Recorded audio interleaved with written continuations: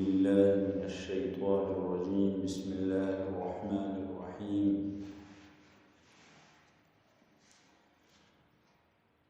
فإن مع العسر يسرا إن مع العسر يسرا فإذا فرغت فانصب وإلى ربك فارغب.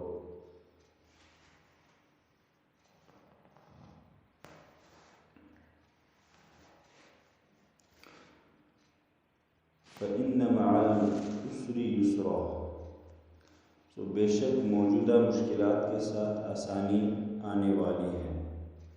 ان مع العسر یسرا، بے شک موجودہ مشکلات کے ساتھ آسانی آنے والی ہے. فَإِذَا فَرَغْتَ فَانْصَبْ، بس جب آپ تبلیغ کے احکام سے فارغ ہو جایا کرے تو محنت کیا کیجیے. وَإِلَىٰ رَبِّكَ فَارْغَب، اور جو کچھ مانگنا ہو اس میں اپنے رب ہی کی طرف توجہ رکھیں.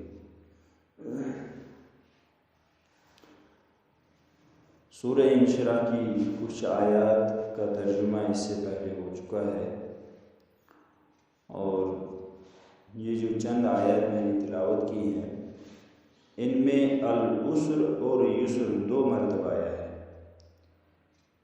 فَإِنَّ مَعَ الْعُسْرِ يُسْرًا، إِنَّ مَعَ الْعُسْرِ يُسْرًا.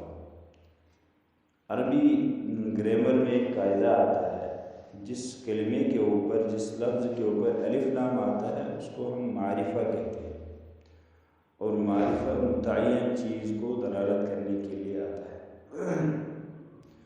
اور جو بغیر الف لام کے آتا ہے، جیسے یسرن آیا، اس کو ہم نکرہ کہتے ہیں. عربی گرامر میں اس کو نکرہ کہا جاتا ہے، اور نکرہ سے غیر متعین چیز مراد ہوتی ہے. لہٰذا یہاں پہ ایک اصول بنا، ضابطہ بنا کہ پہلی آیت میں جو کہا گیا ہے کہ مشکلات کے ساتھ آنے والی، یہ جو ہے آسانی آنے والی ہے، اور دوسری آیت میں بھی وہی کہا گیا ہے کہ بے شک مشکلات کے ساتھ آسانی آنے والی. یہ جو معرفہ ہے العسر، العسر اس سے مراد ہے مشکلات. تو ضابطہ یہ ہے کہ اگر عبارت میں ایک ہی لفظ دو مرتبہ آئے، جو پہلی مرتبہ معرفہ آیا ہو الف لام کے ساتھ آیا ہو، وہی دوسری مرتبہ بھی آئے، جو پہلی مرتبہ بغیر الف لام کے آیا ہو وہی دوسری مرتبہ بھی آئے، تو جو الف لام کے ساتھ پہلی مرتبہ آیا ہے اس سے جو چیز مراد ہے وہی چیز دوسری مرتبہ بھی مراد ہوتی ہے. یعنی تعداداً وہی جو پہلی ہے وہی مراد ہے. اور جو بغیر الف لام کی نکرہ کے طور پر استعمال ہوا ہے، جیسے یسرن پہلے ہوا بعد میں بھی یسرن ہوا، لفظ وہی ہے، عبارت وہی ہے، لیکن پہلے بھی نکرہ دوسرا بھی نکرہ، تو مراد یہ ہوتا ہے پہلے سے جو مراد ہوتا ہے دوسرے سے وہ مراد نہیں ہوتا ہے، دوسرے سے تعداداً دوسرا مراد ہوتا ہے. مطلب کیا نکلا؟ یہ قاعدہ بیان کرنے کا مقصد یہ ہے، اللہ تعالیٰ نے جو فرمایا کہ مشکلات کے ساتھ آسانی آنے والی ہے، آسانی آنے والی ہے، اس کا مطلب ہے چونکہ معرفہ جو مشکلات ہے، مشکلات جو ہے اس کا لفظ ہے العسر، لہذا اگر عسر ایک مرتبہ آیا ہے یسر دو مرتبہ آئے گا.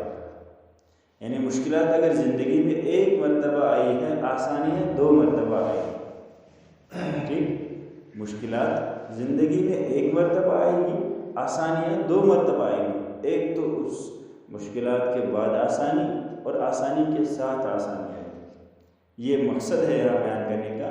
العسر کو معرفہ اس لیے ذکر کیا کہ یہ نہیں کہ آپ کو پریشانی آئے گی پھر آسانی آئے گی، پھر پریشانی آئے گی پھر آسانی آئے گی، نہیں. آپ کو پریشانی آئی ہے لہٰذا آپ کو آسانی آئے گی، پھر آسانی آئے گی. مشکلات ایک مرتبہ اور آسانیاں دو مرتبہ. اسی کو میں نے عرض کیا تھا، جو معرفہ کے ذریعے سے جو لفظ آیا جاتا ہے اس سے مراد وہی ہوتا ہے جو پہلا ہوتا ہے. لہذا العسر جو دوسری مرتبہ بھی الف لام کے ساتھ لایا گیا ہے، اس سے مراد وہی مشکلات ہے جو پہلے آئی ہیں. ٹھیک، یسر جو بغیر الف لام کی دوسری مرتبہ ذکر کیا گیا ہے، اس سے مراد وہ آسانی نہیں ہے جو پہلے آئی ہے، بلکہ اس سے مراد دوسری آسانی. یہ اصولاً یہی کہا گیا ہے کہ دیکھو آسانیاں، یہ مشکلات ایک مرتبہ آئے گی اور آسانیاں اللہ پاک 2 مرتبہ عطا فرمائیں گے۔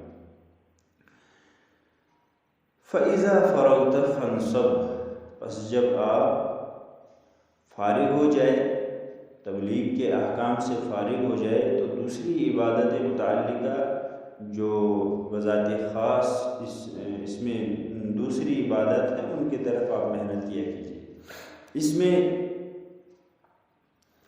بھی ایک عام حکم ہے، فَإِذَا فَرَغْتَ، جب آپ فارغ ہو جائے، ہر اچھے کام سے فارغ ہو جائے تو دعا کیجیے، ہر اچھے کام سے فارغ ہو جائے تو دعا کیجیے۔